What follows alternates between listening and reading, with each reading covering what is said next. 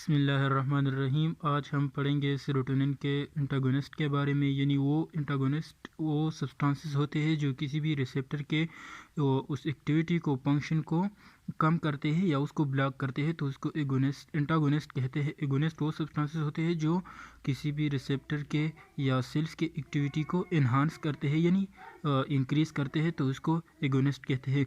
तो हम पढ़ेंगे सेरोटोनिन एंटागोनिस्ट। सेरोटोनिन एंटागोनिस्ट का मतलब ये है कि वो सब्सटेंसेस जो सेरोटोनिन की एक्टिविटी को इनहिबिट करते हैं उसको सेरोटोनिन एंटागोनिस्ट कहते हैं।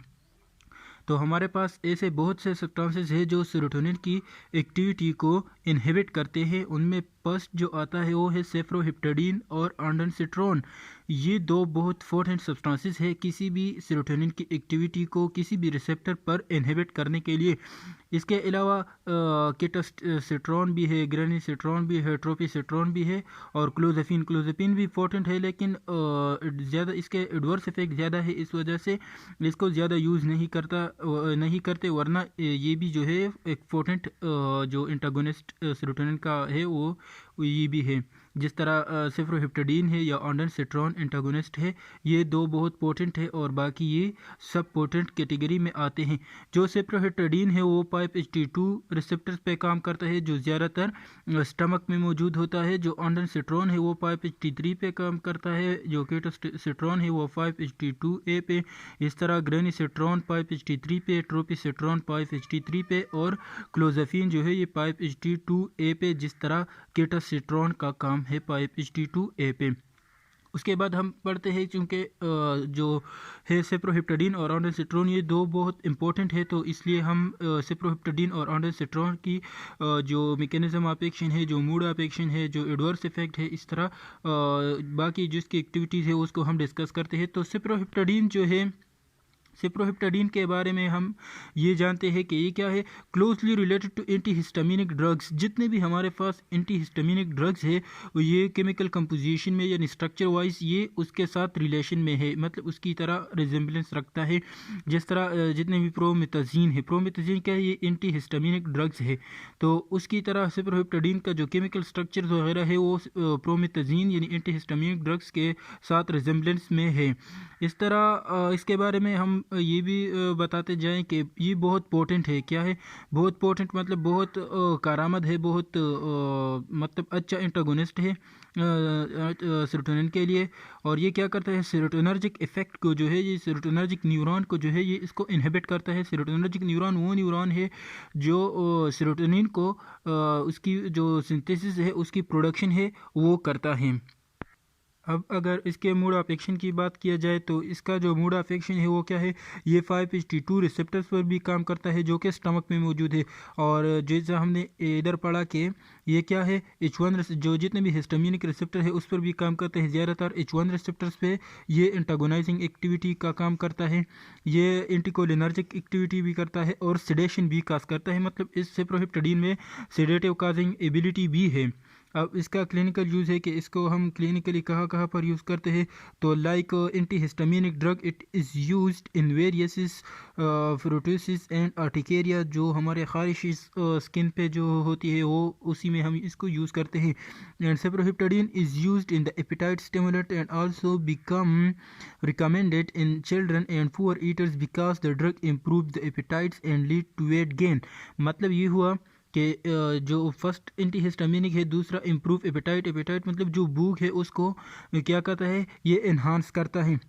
तो जितने भी चिल्ड्रंस है या पुअर ईटर्स लोग हैं उसमें ये एपेटाइट को जो क्या करते हैं, स्टिमुलेट करते हैं, इम्प्रूव करते हैं और उसको वेट गेन काज कराता है। फिर इसको हम यूज़ करते हैं कार्सिनॉइड ट्यूमर में, जो स्मूथ मसल से मैनिफेस्टेशन ऑफ मतलब ये है कि it is use to treat the smooth muscle manifestation of carcinoid tumours. जितने भी हमारे स्मूथ मसल में ट्यूमर्स वगैरह आ जाते हैं कार्सिनॉइड्स की वजह से, तो उसके ट्रीटमेंट के लिए भी हम क्या करते हैं, सेफ्रोहिप्टाडीन को यूज़ करते हैं। जो चौथा है इसका फोर्स्ड गैस्ट्रेक्टरी सिंड्रोम।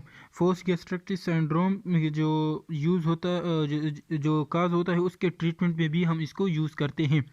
इसके साइड इफ़ेक्ट्स क्या है, ये ड्रोजीनेस काज करता है, सीडेशन काज करता है, ड्राई माउथ मतलब मुंह खुश्क हो जाता है, कन्फ्यूजन, और ड्राई माउथ इसलिए क्योंकि ये सलेवरी सिक्रीशन को भी इनहिबिट करता है, कन्फ्यूजन काज करता है, और वेट गेन क्योंकि ये एपेटाइट स्टिमुलेंट भी है तो इसलिए वेट गेन काज कराता है।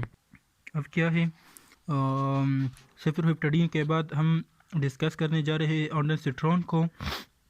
जो ऑन्डनसेट्रॉन है वो 5-HT3 रिसेप्टर पर काम करता है, और इसका मैकेनिज्म ऑफ एक्शन कैसे है कि जब भी हमारे बॉडी में क्या होता है, सेलुलर डैमेजेस आ जाते हैं, मतलब कोई सेल डैमेज हो जाता है तो वो क्या करता है, मीडिएटर्स रिलीज़ को वो जितने भी हमारे मीडिएटर्स हैं, इन्फ्लेमेटरी मीडिएटर्स, मतलब सेरोटोनिन हो गया, हिस्टामिन हो गया, ल्यूकोट्राइन्स हो गया, इन सब को क्या करते हैं, रिलीज़ करते हैं।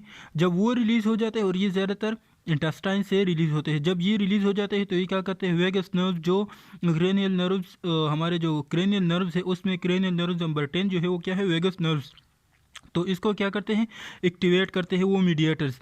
जब वो मीडिएटर इस वेगस नर्व्स को एक्टिवेट करते हैं तो ये नर्व्स क्या करता है, जितने भी इमेटोजेनिक रिफ्लेक्सेस मतलब वो रिस्पॉन्सेस जो मतलब इमेसिस को काज करते हैं उसको एक्टिवेट करते हैं। जब इस रिफ्लेक्सेस को जो इमेटोजेनिक मतलब इमेसिस काज करते हैं वो एक्टिवेट हो जाते हैं, तो वो क्या करते हैं, वो करते हैं सिटीजिट को स्टिमुलेट। जब सिटीजिट स्टिमुलेट हो जाते हैं तो ऑटोमेटिकली क्या करेगा, वोमिटिंग सेंटर को एक्टिवेट करेगा, और वोमिटिंग सेंटर जब एक्टिवेट हो जाएगा तो पेशेंट को क्या होगा, वोमिटिंग होगा। तो जब हम ऑन्डनसेट्रॉन ड्रग्स दे देते हैं तो ऑन्डनसेट्रॉन क्या करता है, मतलब मीडिएटर रिलीज हो गए, वेगस नर्व्स एक्टिवेट हो गया। जब वेगस नर्व्स एक्टिवेट हो गया ये क्या करेगा, इमेटोजेनिक रिफ्लेक्सेस को एक्टिवेट करेगा। तो इमेटोजेनिक रिफ्लेक्सेस को एक्टिवेट करने से क्या करता है, ऑन्डनसेट्रॉन को इस वेगस नर्व्स को इनहिबिट करता है ताकि इमेटोजेनिक रिफ्लेक्सेस जो है वो क्या है, एक्टिवेट ना हो जाए। सही है, अगर वहाँ पर भी काम ना करे और इमेटोजेनिक रिफ्लेक्सेस एक्टिवेट हो जाए तो फिर क्या करता है ऑन्डनसेट्रॉन, जो इमेटोजेनिक रिफ्लेक्सेस से सिटीजिट एक्टिवेट होता है तो वो सिटीजिट को एक्टिवेट होने से बचाता है। तो जब सिटीजिट एक्टिवेट नहीं होगा तो वोमिटिंग सेंटर, और वो जो वोमिटिंग सेंटर है वो रिफ्लेक्सेस वो मतलब एक्टिवेट नहीं होगा, और उसके बाद वोमिटिंग काजेस जो है वो नहीं होगा। अब इसके अगर ऑन्डनसेट्रॉन की हम उसके साइड इफ़ेक्ट्स की बात करें तो ये क्या है, वेल टॉलरेटेड ड्रग्स है, मतलब इसके कोई ज़्यादातर वो साइड इफ़ेक्ट इतने नहीं है। लेकिन अगर हम बात करते हैं कि मतलब अगर डोज के ज़्यादा या कम हो जाए तो उस केस में कौन कौन से साइड इफ़ेक्ट्स आ सकते हैं, तो वो है समटाइम ये कॉन्स्टिपेशन को काज करता है, हेडेक्स मतलब सर का दर्द, और डायरिया वगैरह काज करते हैं। अगर इसके क्लिनिकल यूज़ की बात की जाए कि इसका क्लिनिकल यूज़ मतलब किस किस कंडीशन में हम इसको दे सकते हैं, तो इसको हम दे सकते हैं कैंसर में। जब कैंसर का हम कीमोथेरापी करते हैं तो उसकी मतलब कीमोथेरापी करने के बाद वोमिटिंग होती है और नाजिया होती है, तो उस वोमिटिंग और नाजिया को प्रिवेंट करने के लिए हम ऑन्डनसेट्रॉन देते हैं। दूसरा कंडीशन रेडिएशन सिकनेसेस में, अगर हम कोई रेडिएशन थेरापी कर लेते हैं तो उसका जो नाजिया और या वोमिटिंग होगा उसको इनहिबिट करने के लिए हम ऑन्डनसेट्रॉन को दे सकते हैं। और ये इतना वेल टॉलरेटेड ड्रग्स है कि इसको हम किसी भी सर्जरी के से पहले दे सकते हैं ताकि वोमिटिंग और रिफ्लेक्सेस ना हो। सही है, तो इस वजह से हम इसको प्रोपाइलेक्सिस कंडीशन में भी देख सकते हैं, मतलब किसी भी सर्जरी के से पहले, और इसको हम post operative Nazia and vomiting के तौर पर भी इस्तेमाल कर सकते हैं।